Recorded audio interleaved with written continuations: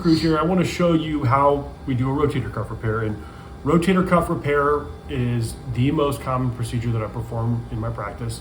I do over 400 a year. We've done several thousand across my career, and it's a wonderful procedure because it gets patients out of pain. It gets them out of pain quickly. And so I'm going to show you one of our standard techniques. There's a lot of different ways that we fix rotator cuffs, but this is kind of one of our go-to techniques, and that's using what we call an all suture anchor, which if you can see right here, this is an anchor that's made out of suture. A common question I get from patients is, are you putting metal in my shoulder? No, I'm not putting metal in your shoulder.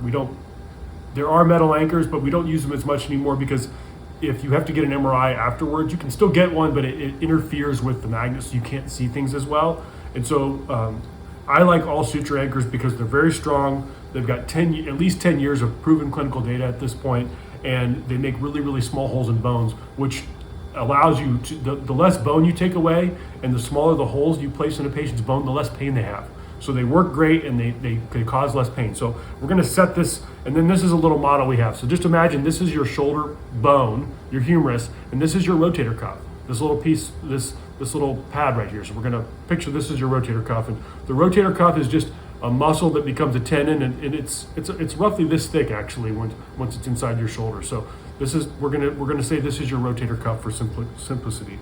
So we're gonna set this anchor in the bone. I've got a mallet here. And this is a self-tapping.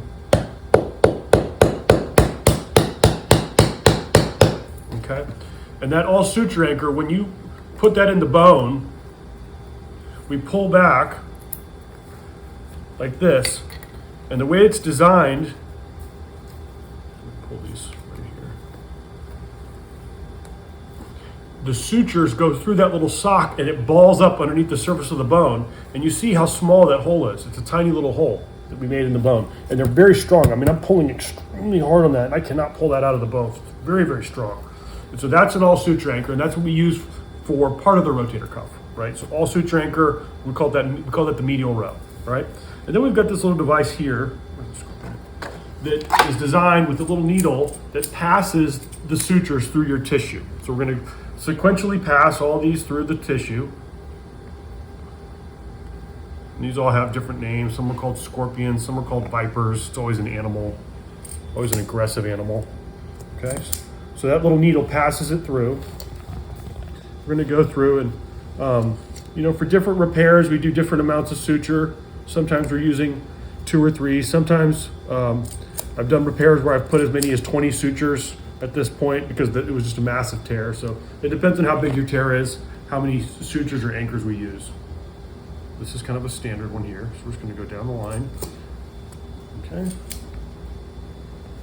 And so this is using this little needle. It grabs the suture and it pops it through. It's kind of like a little mini sewing machine is what it is. Okay. Here.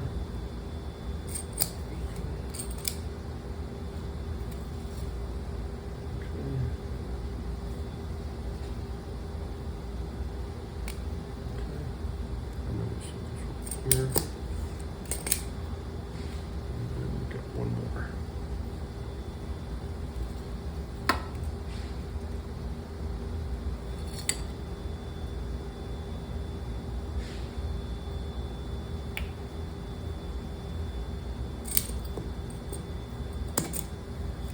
Very nice. And sometimes what we'll do is we'll tie these limbs of suture together and make a little knot here. You can see we'll do one.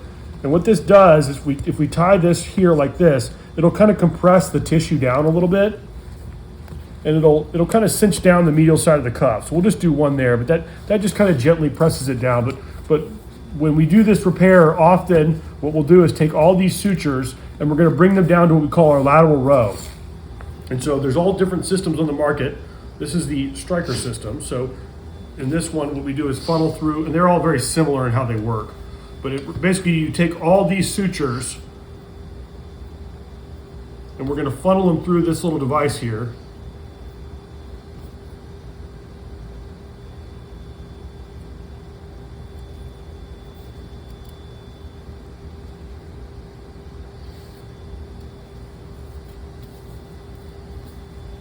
Like so. Okay. And then Will, do you want to come over and hold this for me so I can just keep it stable? Thank you. Yeah, just keep it right there. And if you see here, we're going to set this on the bone. And what that does is it kind of compresses the rotator cuff footprint down. So we're going to set this into the bone. Hold it super strong.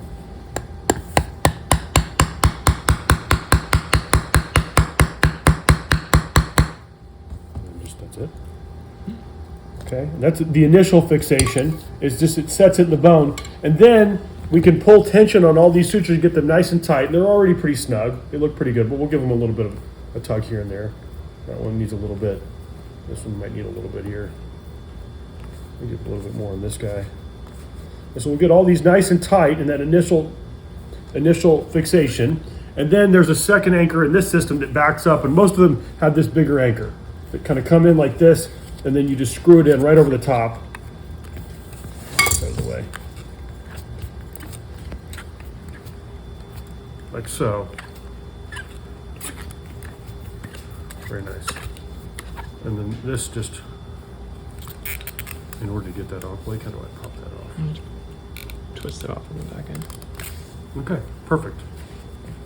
And then so you've got an anchor medially, an anchor laterally, and then we call it a suture bridge construct. Sometimes we call it transosseous equivalent, or more often you'll hear it's called a double row repair. And we're doing this all inside the shoulder with little poke holes. We're doing this arthroscopically, but I just wanted to show a simple model of what we do. And once this is done, this is incredibly strong. And also, before we do this, we kind of roughen up the bone just a little bit, just to try to get some stem cells coming up from out of your bone, and your body will heal the tendon back down to bone. Your shoulder will be good as new. So that's how we do a rotator cuff.